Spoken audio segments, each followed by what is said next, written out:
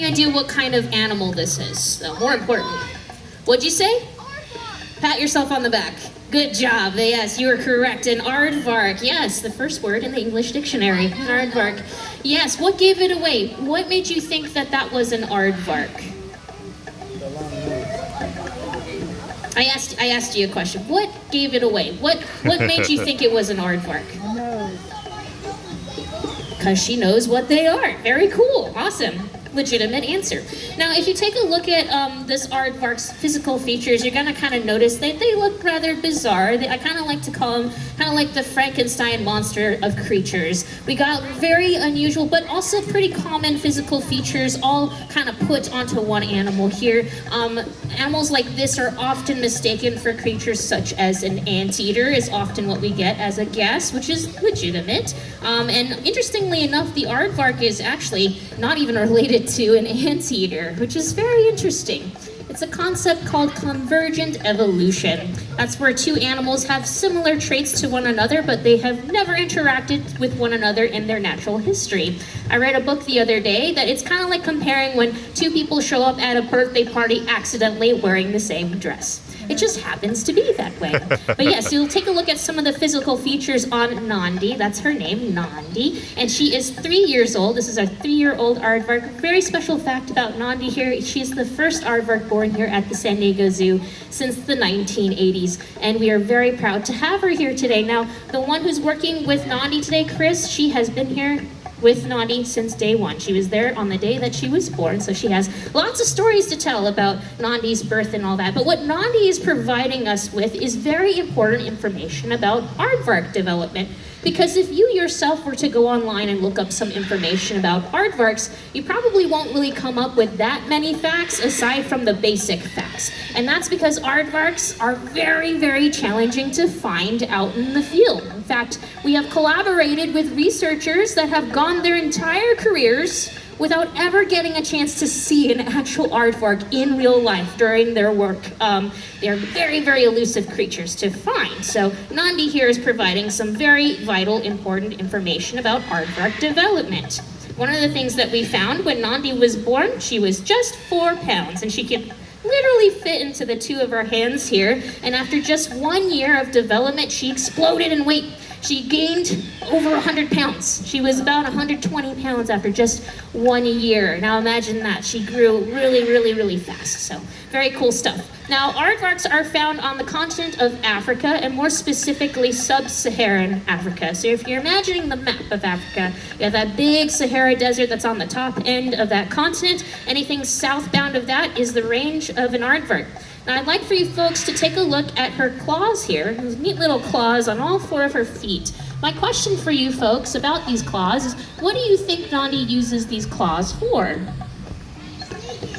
Very good, digging, excellent. Yes, she is a burrowing type species, so Nandi's gonna be spending a lot of her time digging around in the ground, and more specifically creating these really cool tunneling systems underneath the ground.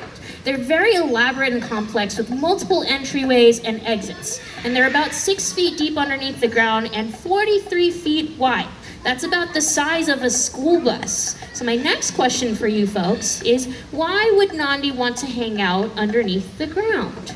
Why is she living underneath the ground? To get ants. It's a good guess. We're going to tap on that in just a second, sir. But I'm looking for a little bit of a different answer in regards to maybe temperature.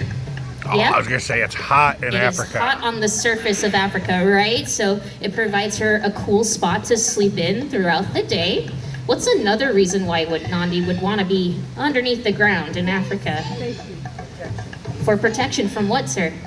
Predators, very good. Protection from predators, out of sight, out of mind, from predators like cheetahs. I'm sure a lot of you have heard cheetahs, lions, African painted dogs, hyenas, and even pythons have been reported going after aardvarks as well. It is a dog-eat-dog world out in Africa. They got to be protected away from the eyes of the predators and evidently out of the eyes of researchers as well. That's why they're so hard to find out in the field. They're constantly changing burrowing tunnels as well. So they're on the move digging those burrowing tunnels and inside those burrows throughout the day. Now let's imagine that the sun is beginning to set. It's starting to kind of cool off on the surface there, and Nandi here is about to kind of prop herself out of her burrowing tunnel system. There's no She's food there already yet. hinting on the next thing that we're going to hit on here. But what's the first thing Nandi's going to do when she comes out of that burrowing tunnel system? What is she going to do? That thing. What is she doing?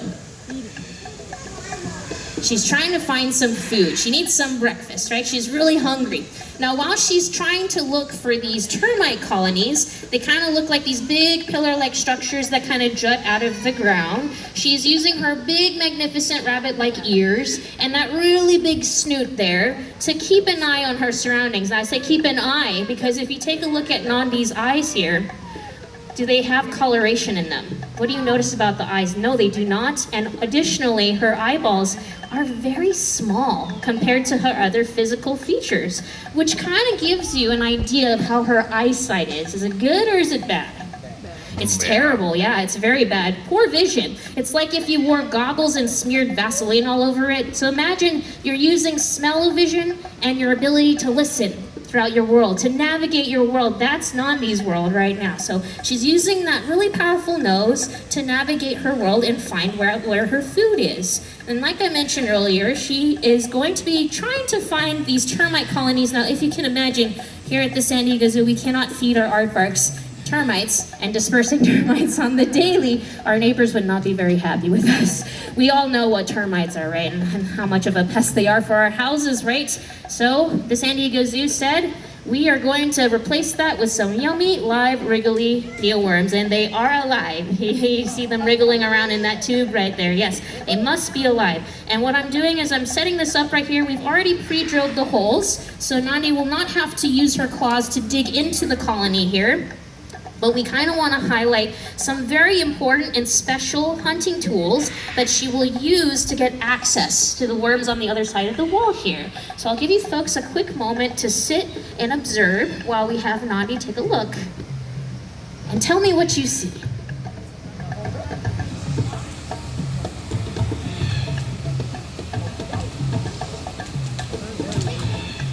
She's like, ooh, I found some.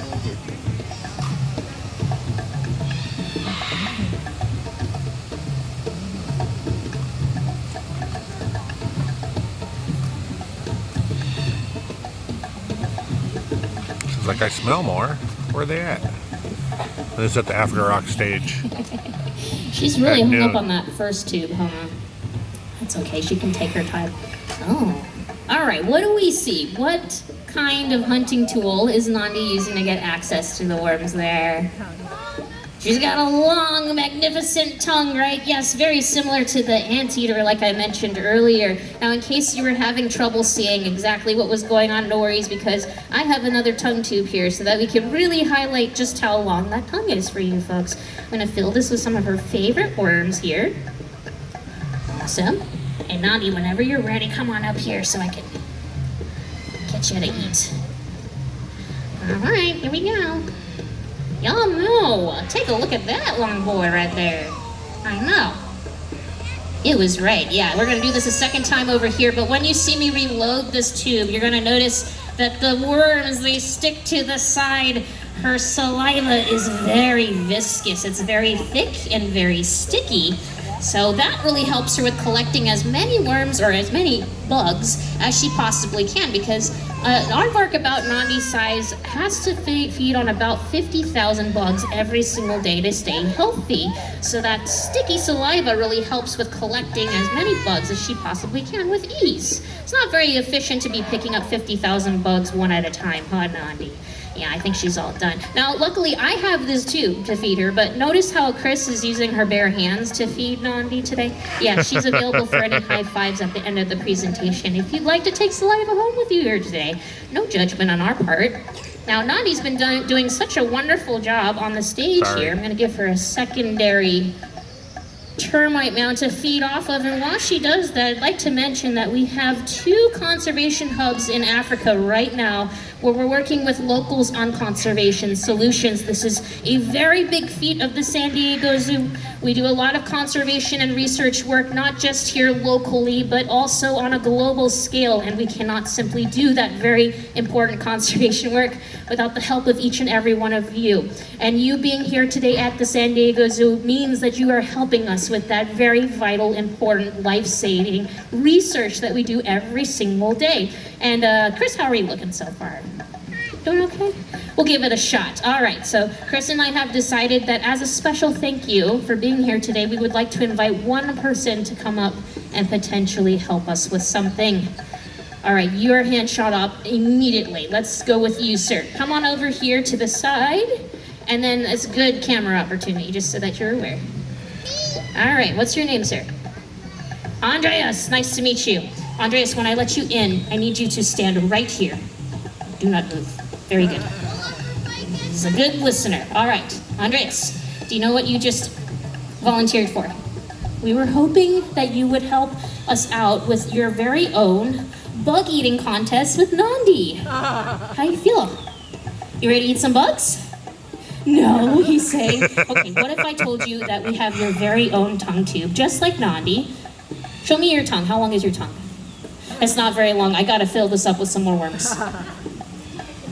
Nandi's busy finding a burrow tunnel right now. We do choice and control at the zoo here. She can do whatever she wants on the stage. If she wants to burrow in the tunnel right there, that's fine as well. I'm just joking. You don't have to eat bugs today, by the way. Did you know that I was just joking?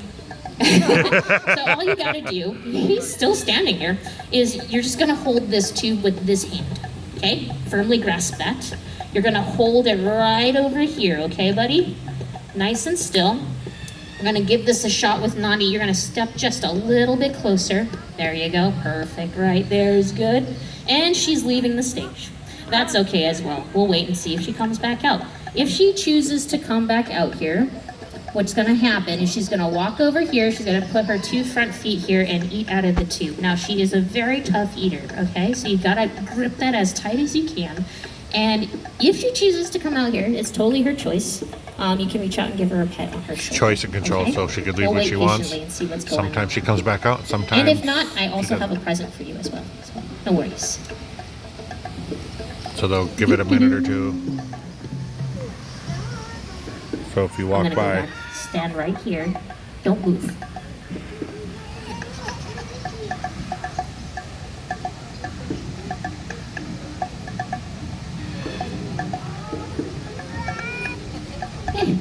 Okay, that's fine. She doesn't have to do it today. Sorry about that, sir, but you know, we operate off of choice and control here, and she says yes or no. So just for volunteering today, I'm gonna give you this special sticker just for volunteering. Everyone give him a round of applause. Thank you so much for helping us out today and not eating the bugs when I told you to eat the bugs. All right, folks, well, Nandi obviously has gone off the stage, and we're gonna say that she's ready to go back home. But while you have me here, does anyone have any questions for me about aardvarks, or have I covered all the facts today?